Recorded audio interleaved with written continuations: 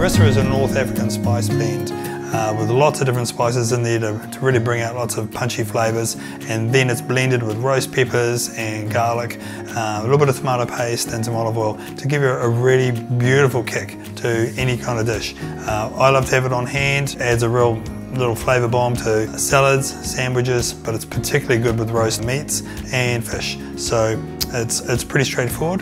The whole thing, once you put it in a blender, takes about 2 minutes. So let's get into it. So here's our roast peppers. So we need about 5 good sized roast peppers. If they're a bit small, just put an extra 1 or 2 in there. And we can add our half teaspoon of chili flakes. If you've got fresh chili, you could probably add just 1 or 2 whole chilies.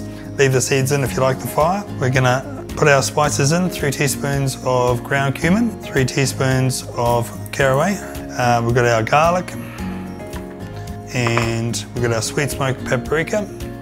And we want the sweet smoked paprika because it's lovely and smoky. The hot smoked paprika, you can actually use that if you didn't have chili on hand, but it won't have the beautiful, lovely smokiness that the sweet smoke has. So we'll put some salt and pepper in. I'm just going to put a couple of good pinches, and the spices are going to help, and the salt and pepper are going to help also grind down these peppers to a puree.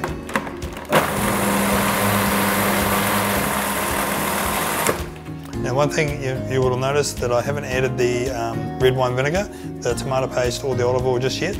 That I can add later on.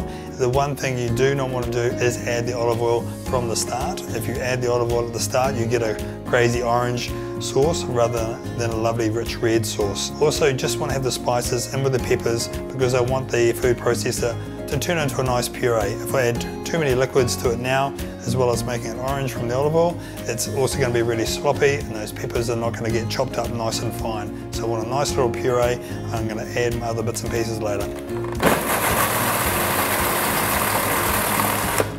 So we've been blending for less than a minute. This is just a nice little puree now. So we've got a tablespoon of tomato paste and just a tablespoon of red wine vinegar. Now this is a particularly good blend. This is like a Forum Cab Sav. It's beautiful and sweet. You can use just regular vinegar if you need to, but this is going to have an extra beautiful delicate punch to it. And I'm just going to mix this.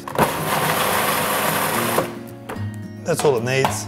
And we're going to pop it into a bowl, and we're actually just going to stir in our olive oil. Here's our bowl. Need a spatula.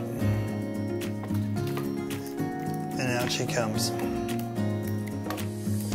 And again, like with any sauce that you make at home, if you want it particularly hot, add more chili.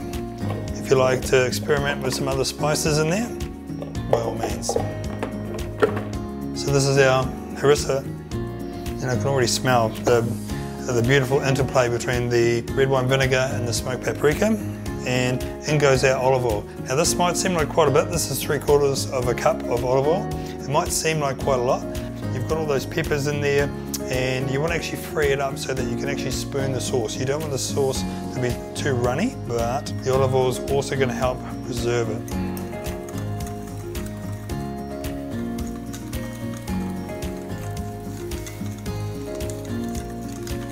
Just stirring to combine, and it's just easier to do it with a whisk than with a spoon. It just takes a little bit longer. And here we go.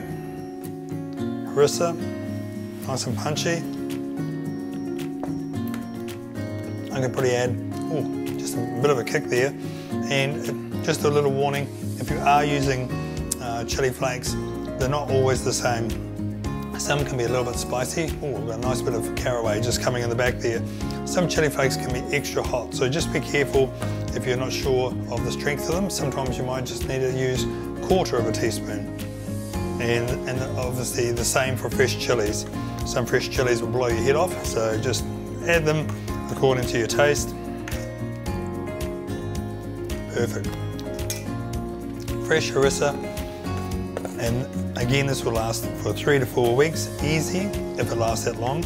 And that much, I've got enough to give some to my friends. So into two jars, into the fridge, and I've got ready-made harissa whenever I want.